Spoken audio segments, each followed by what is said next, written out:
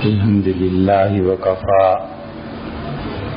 وسلام علی عبادہ الذین اصطفی اما بعد۔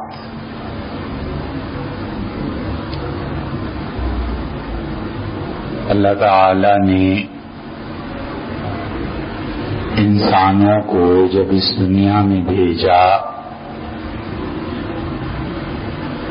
تو انہیں عبادات کے ساتھ ساتھ معاشرت بھی سکھائی۔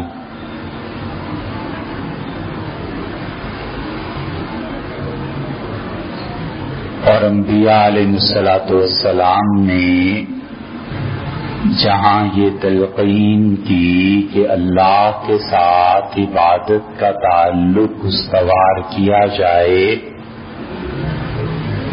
وہاں یہ بھی سکھایا کہ انسان انسانوں کے ساتھ کیسے رہے۔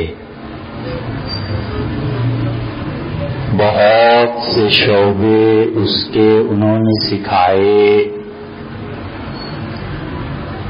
اور ہر نوع کا تعلق الگ طور پر بتایا۔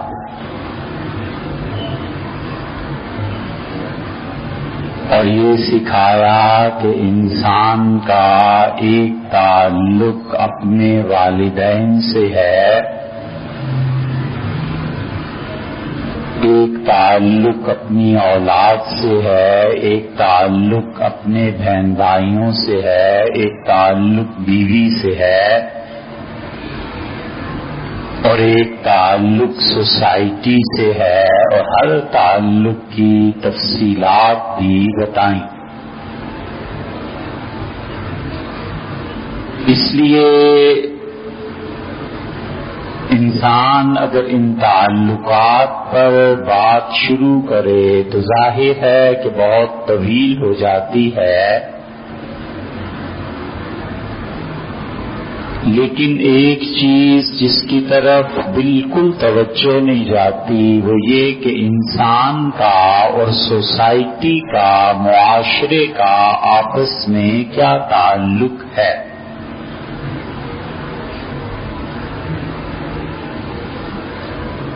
ایک چیز یہ ہے کہ انسان شکایتوں کے انبار لگا دے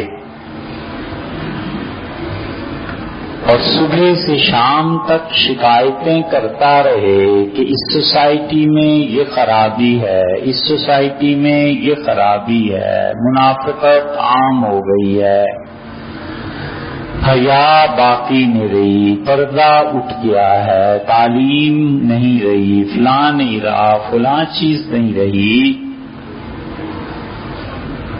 اور ایک چیز یہ ہے کہ انسان جس شعبے میں زندگی کے اگرچہ تمام شعبے ہی کیوں نہ ہوں، جہاں جہاں کمی محسوس کرتا ہے اس کمی کو پورا کرنے کے لیے اپنا حصہ ڈالے۔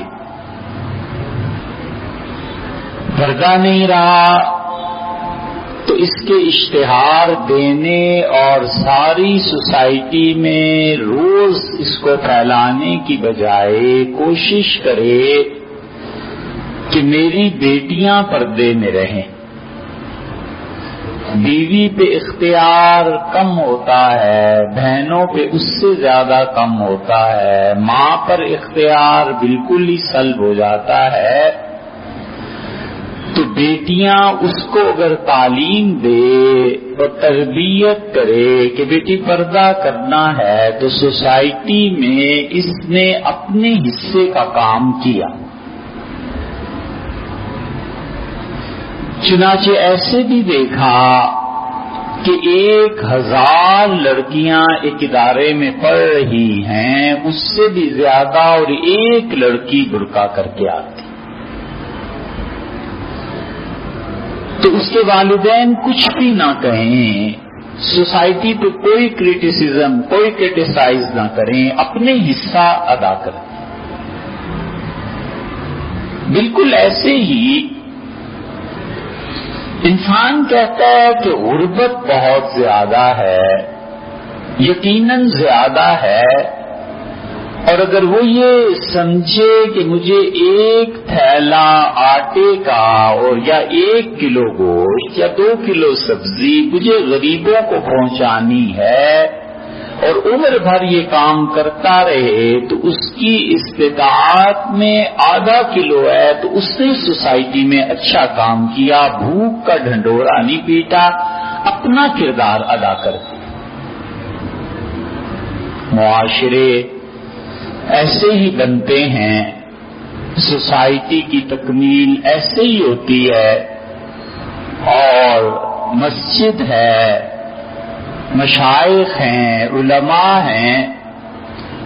ایک آدمی مولوی صاحب کو 2-3 جوڑے کپڑے بنا کے دے دیتا ہے اور کہتا ہے حضرت یہ کپڑے رمضان میں آپ پہنیے، تو اس نے پورے سال کے لیے ایک حق ادا کر دیا کہ یہ امام ہیں، نماز پڑھاتے ہیں، مشائخ میں سے ہیں، بزرگوں میں سے ہیں، غریب ہے، مسکین ہے، یتیم ہے۔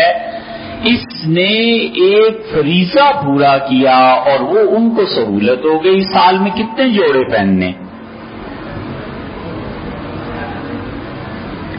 اسی لیے حضور صلی اللہ علیہ وسلم نے یہ منع نہیں کیا کہ کوئی آدمی تنقید نہ کرے، مگر یہ فرمایا کہ جس شخص کو تم دیکھو کہ بار بار کہتا ہے ہلک الناس ہلک الناس، امت تباہ ہو گئی، مسلمان برباد ہو گئے، دنیا برباد ہو گئی، اور مطلب یہ ہے کہ خود کچھ نہیں کرتا، صبح سے شام تک امت برباد، مسلمان برباد، یہ برباد وہ برباد، خود کچھ نہیں کرتا، فہو افسدہم، فرمایا یقین مانو سب سے بڑا فسادی تو یہ خود ہے۔ ایک آدمی ٹھیکہ لے لیتا ہے اور گلیاں درست کرتا ہے اور حکومت سے پیسے کماتا ہے اور کہتا ہے کہ گلی ٹھیک ہونی چاہیے، پانی نہیں رکنا چاہیے، نالا ٹھیک ہونا چاہیے، اور وہ سارا دن اپنے کام میں مزدوروں کے ساتھ مصروف رہتا ہے، تو اس لیڈر سے 1000 گنا زیادہ اچھا ہے جو روز اسمبلی میں تقریریں کرتا ہے کہ قوم ملک، اور ساری زندگی ایک ٹکے کا کوئی پازیٹو کام نہیں کرتا۔ اس لیے انسان سوچے کہ جس سوسائٹی میں وہ رہتا ہے اس کا مقام اور مرتبہ کیا ہے۔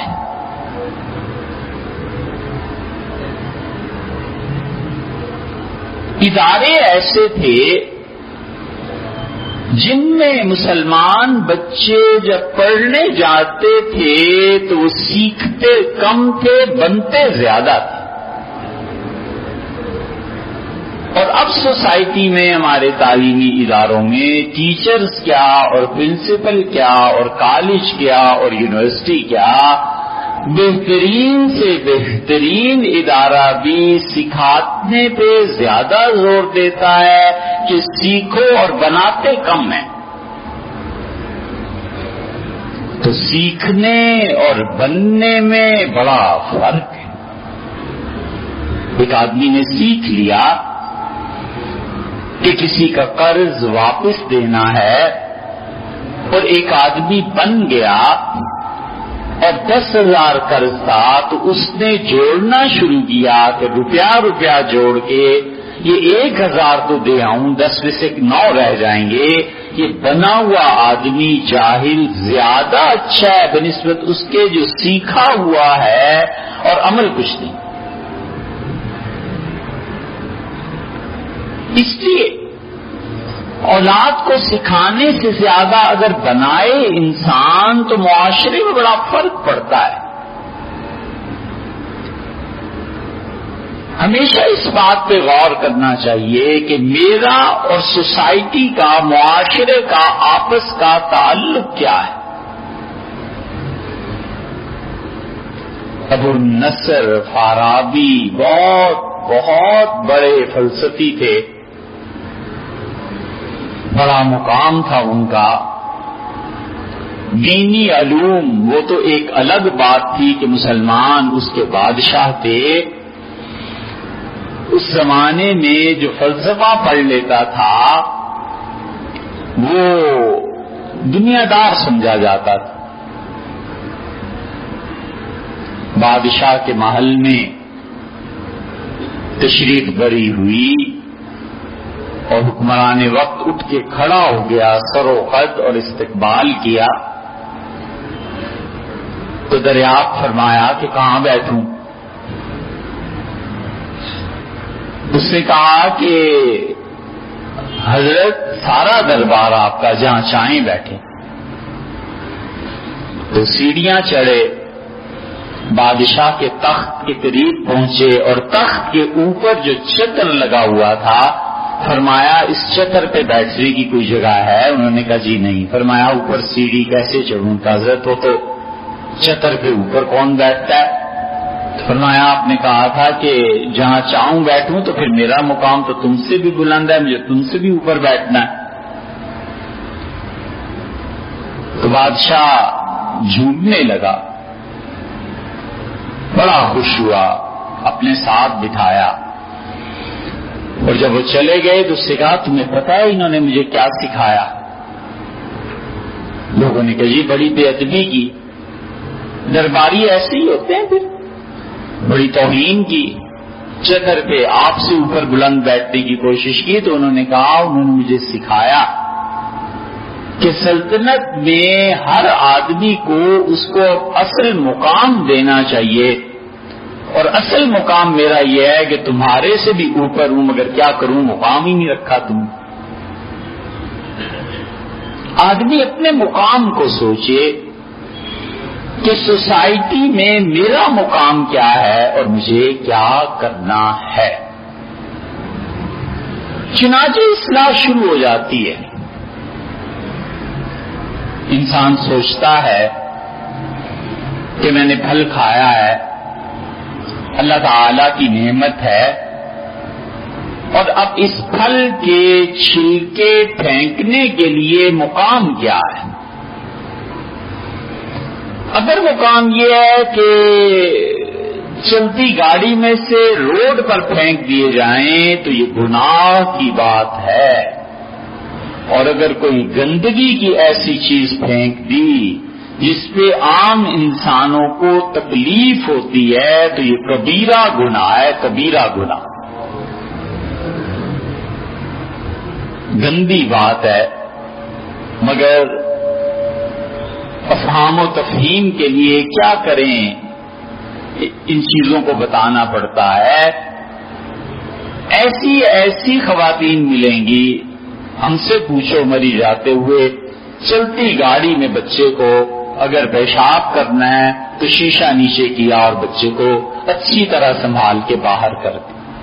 گاڑی بھی چل رہی ہے، روڈ پہ پیشاب بھی پڑ رہا ہے، کوئی آدمی دیکھے، اور دیکھتے ہی ہیں لوگ، کیسی کراہت ہوتی ہے. اور یہ ان لوگوں کا حال ہے جو سیکھے ہوئے ہیں، بنے ہوئے نہیں.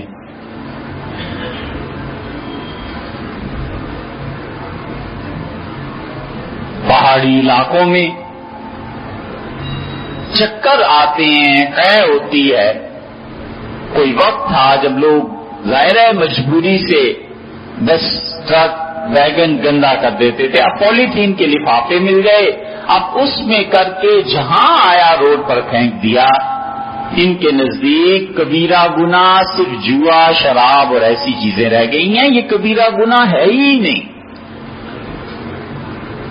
منصب کو پہچانے کہ میں کہاں پر بیٹھا ہوا ہوں اور کیا کام کرنے والا ہوں، اور معاشرے میں کیسے پاکیزگی آ سکتی ہے. اگر یہ سوچے تو کوئی حق نہیں بنتا کہ پھل کھائے اور اس کے چھلکے اٹھا کر گلی میں پھینک دے، پھل کھائے اور اس کے چھلکے اٹھا کر فلش سسٹم میں ڈال دے کہ وہ سارے شہر کا نظام خراب ہو جائے گا، سارے محلے اور گلی کا نظام خراب ہو جائے گا، اور یقیناً اس پہ اللہ کے ہاں جواب دینا پڑے.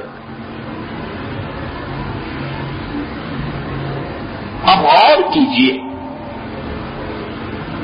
زندگی میں سبق سیکھنا ہو تو چپ رہے اور آنکھیں کھلی رکھے، دیکھتا رہے کہ کیا ہو رہا ہے. اللہ کی اس کائنات میں سیکھنے کی بہت چیزیں ہیں. اب گھوم جائیے یہ شہر، سموسے تلیں گے، پکوڑے تلیں گے رمضان میں، اور اس نے سانچے کو مارا، پکوڑے اور سموسے نکال دیے، اور اس کے بعد جب نچڑ گئے تو وہ اپنا کرچھا کڑاہی کے کنارے پر مارتا ہے اور زمین گندی. وہ چینٹے جہاں تک بھی چاہیں، حتیٰ کہ گلی گندی ہو گئی، ساری گزرنے کی جگہ چکنائی پڑ گئی. اور کوئی پھسلے یا نہ پھسلے، اگر کوئی پھسل گیا اور ہڈی ٹوٹ گئی تو کس کے سر آئے گی؟ اور کچھ بھی نہ ہو، خود یہ حرکت کیا چیز.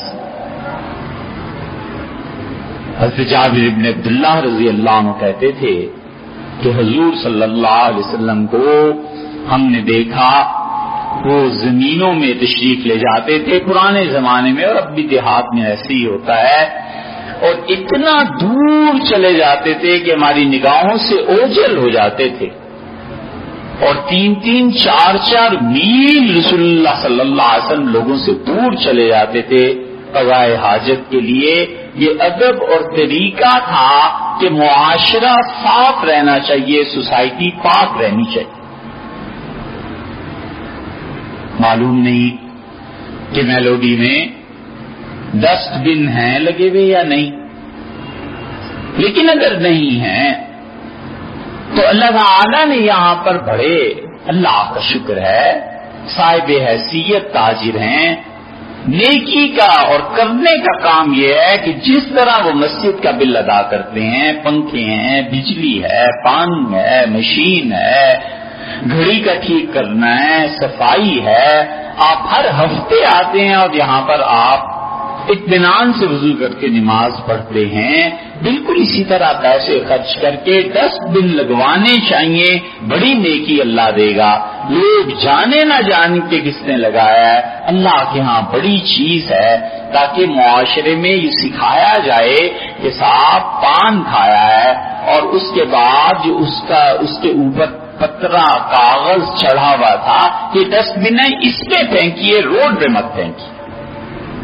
کراچی بھرا پڑا ہے پیک دیواروں پہ اور پان کے نشانات، اور ذرا خدا کا خوف نہیں ہے، اور یہ احساس نہیں ہے کہ کسی شخص کے گھر کی دیوار اگر گندی کر دی، میلی کر دی تو اللہ کے یہاں قیامت میں جواب دینا پڑے گا. اسی لیے فقہا نے جہاں گناہ گنے ہیں وہ کہتے ہیں کہ سوسائٹی میں پرائیویٹ جو گھر ہیں ان کی جو چار دیواری ہے اس کے ساتھ بیٹھ کے پیشاب کرنا منع ہے، کبیرہ گناہوں میں سے لکھا ہے.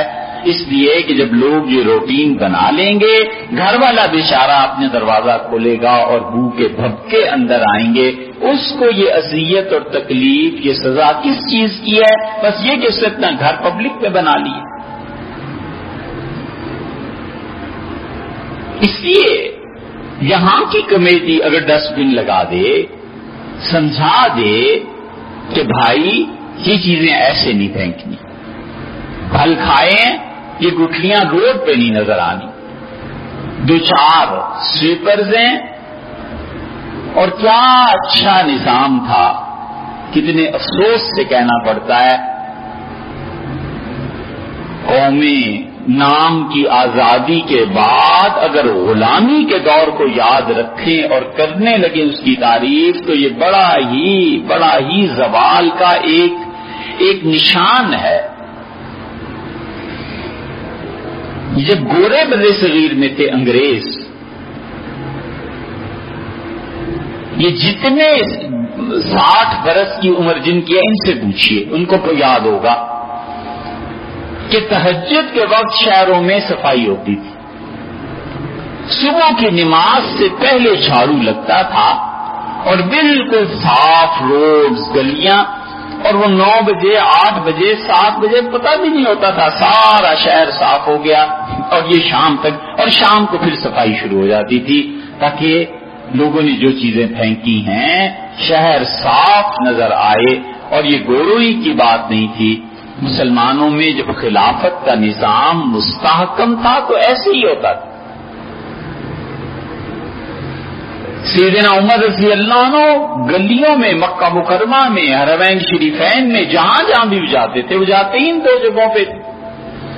یہ تو عمر کے آخری سال میں فرمایا تھا کہ اللہ اگر مجھے عمر دے دے، زندگی دے دے، تو میں آئندہ سال اپنی پوری مملکت کا دورہ کروں گا اور ہر بڑے شہر کے بڑے چوک میں کھڑے ہو کے تقریر کروں گا اور لوگوں کو کہوں گا کہ لوگوں جنہیں میں نے بھیجا تھا انہوں نے تمہارے پہ انصاف قائم کیا ہے یا نہیں، اور اگر کسی کو شکایت ہے تو میرے پاس آ جاؤ۔ وگرنہ وہ تو حرمین شریفین میں ہی سفر کرتے تھے اور گلی میں تنکا نہیں دیکھنا چاہتے تھے، تنکا۔ ایک پر نالے سے پانی بہ رہا تھا اور اس میں مرغی کا ذبح کیا گیا اور خون اس میں شامل ہو گیا۔ سیدنا عمر رضی اللہ عنہ پر نالا اکھڑوا دیا اور کہا کہ یہ خون آلود پانی، یہ پانی گرتا ہے نمازیوں کے کپڑوں پر پڑے گا، ہمارے شہر میں اب بھی ہزاروں پر نالے ہیں اور کوئی پرواہ نہیں ہے کہ ویسٹیج اور یہ چیزیں کہاں جاتی۔ اس لیے ہمیں اپنے پہ اور سوسائٹی کے تعلق پر غور کرنا چاہیے کہ کیا ہے۔ کاغذ کا ادب اور احترام ہے، کاغذ کو اسی جگہ پھینکا جائے جہاں پر یہ کاغذ اصل تو یہ ہے کہ ریسائکل ہو جائے، لوہے کی چیزیں ایک جگہ جمع کر لی جائیں، پلاسٹک کی چیزیں ایک جگہ جمع کر لی جائیں، اور یہ ترکی تک نظام ہے، آپ لندن سے شروع ہوں اور یورپ پورے سے لے کے ترکی تک نظام ہے، ایران میں کہیں کہیں نظر آتا ہے اور ہمارے ہاں تو بالکل ہی نہیں ہے۔ یہ کھا کر راستوں کو گندا کر دینا، چھلکے پھینک دینا، کاغذ پھینک دینا، آپ یقین مانیں یہ ایسے گناہ ہیں جن سے توبہ کرنی چاہیے۔ کوئی شوق کسی کو نہیں ہے کہ گناہوں کی فہرست بڑھائے، مگر اللہ کے ہاں ان چیزوں کا جواب دینا۔ کپڑے کی کترن ہے، کوئی پرواہ نہیں ہے، گلی میں پھینک دی، نالی میں پھینک دی، یہ کپڑا آگے جا کر اس نظام کو جو خراب کرے گا، گلتے گلتے کہیں گلے گا۔ اور اس سے بھی بدتر چیز اب پلاسٹک آ گئی ہے، پولیتھین کے لفافے۔ کہتے ہیں کہ پولیتھین کو فنا ہونے میں 1000 سال لگ جائیں گے۔ پڑھ کے بڑا اطمینان ہوا کہ چلو 1000 سال تو نہیں گزریں گے۔ حضور اقدس صلی اللہ علیہ وسلم نے فرمایا تھا کہ دنیا گندگی سے بھر جائے گی، اور پھر حضرت مسیح علیہ الصلوۃ والسلام اللہ سے دعا مانگیں گے اور ایک ایسی بارش آئے گی جو بیک وقت پوری کائنات، پوری دنیا پر بارش ہوگی، اور آپ نے فرمایا ساری گندگی وہ دنیا کی بہا کر لے جائے گی بارش۔ اللہ ایسی برکت والی بارش دے گا تو 1000 سال سے چلو پہلے بارش ہو ہی جائے، تیرا اطمینان ہوا۔ وگرنہ تو یہ پلاسٹک کے لفافے اور پولیتھین یہ تو پوری دنیا کو خراب کرنے کی بات۔ اس لیے ہمیشہ نظافت اور پاکیزگی۔ حضرت رسالت پناہ صلی اللہ علیہ وسلم فرماتے ہیں طہور شطر الایمان، لوگوں صاف رہنا یہ ایمان کا آدھے سے زیادہ حصہ ہے۔ اسی موضوع پہ انشاءاللہ آئندہ پھر بات کریں گے۔